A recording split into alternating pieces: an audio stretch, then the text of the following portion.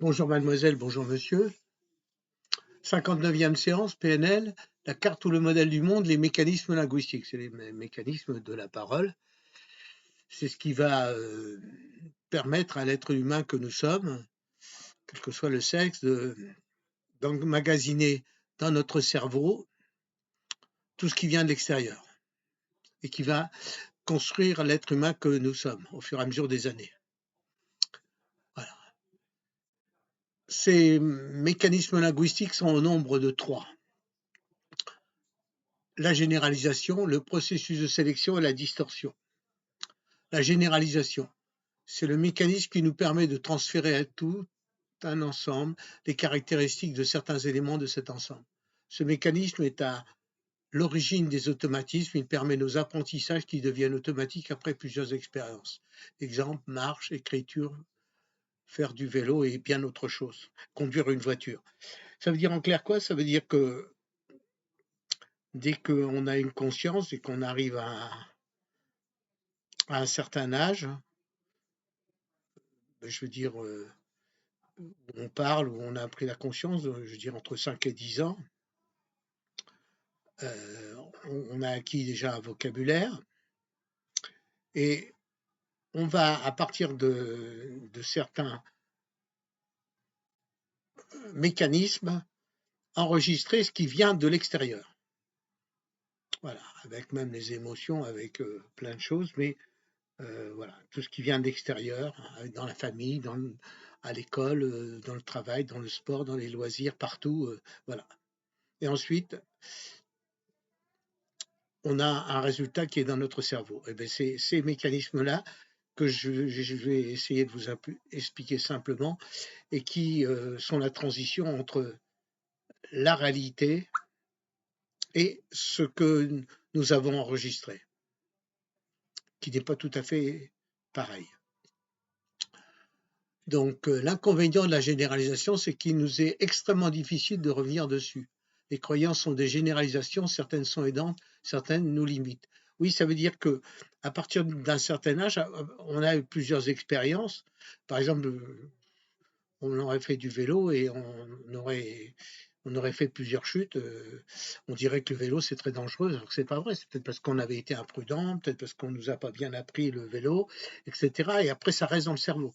Et après, on n'a plus envie de faire du vélo, alors que ça peut être un loisir très agréable. Voilà. Ou un moyen de locomotion pour aller à l'école, pour aller au travail, comme je faisais quand j'étais jeune. Voilà. Et les croyances, eh ben, en fait, à partir du moment, c'est ce que je viens de vous parler justement, à partir du vélo, on croit que le vélo est dangereux. Alors que c'est pas vrai. C'est nous simplement à partir de notre expérience et on a généralisé nos expériences négatives comme un fait normal. Deuxième processus, le processus de sélection. Nous sélectionnons autour de nous ce qui nous conforte, ce qui va dans le sens que nous croyons de nos généralisations. Nous percevons 10 000 informations à la seconde grâce à nos 5 sens. Le processus de sélection permet d'éviter d'être submergé par des stimuli, des informations secondaires, voire gênantes. Exemple, on perçoit la voix d'un conférencier au milieu des bruits. Voilà. L'inconvénient du processus de sélection, c'est qu'il est au service de la généralisation. On a tendance à voir les choses toujours de la même manière. Et puis aussi celle qui nous arrange. Voilà. Donc en fait, le cerveau, finalement, c'est quelque chose d'à part de notre être qui, lui, remplit les cases, fait sa sélection, et on va croire ce qui va nous raviver dans notre mémoire. Alors en fait, c'est pas la réalité. Voilà. Et on voit toujours les choses de la même manière. C'est un peu embêtant parce qu'on a mis en place des mécanismes de sélection qui sont toujours les mêmes. Et c'est à nous aussi de temps en temps d'évoluer et de remettre en question ces mécanismes de sélection. Le troisième, c'est la distorsion, un peu plus important encore. Par ce processus, nous transformons la réalité, nous la réinterprétons. Ça veut bien dire ce que c'est, ça veut dire qu'on on prend la réalité et on la déforme. Pourquoi? Cette interprétation permet de rendre cohérent notre carte du monde, c'est-à-dire ce que, ce que notre mémoire, ce que nous construisons de l'être humain que nous sommes, c'est ça notre carte du monde. et elle doit être cohérente. C'est pour ça que donc ce que nous prenons de l'extérieur, nous l'interprétons par rapport à notre carte du monde pour qu'on soit cohérent. Voilà. Ce mécanisme permet une activité créatrice intéressante malgré tout, voilà, parce qu'en fait, comme on n'est pas dans la réalité à 100%, quelque part, on crée le mécanisme déjà de créativité. Les inconvénients du processus de distorsion sont d'être dans l'imaginaire, ne pas vivre le moment présent, être dans l'interprétation, donc dans le processus de distorsion.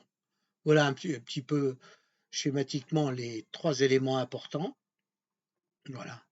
Donc c'est ça qu'il faut lutter contre ces 3 mécanismes importants. On pourrait aussi donner un exemple, l'éducation que nos parents nous ont donnée quelquefois est en opposition avec ce que l'on veut être ou ce qu'on a vécu dans son enfance et on veut quelque part la modifier et tout ça. Et là, c'est une lutte pour arriver à être à 100% notre propre être. Voilà. Ne plus interpréter, ne plus subir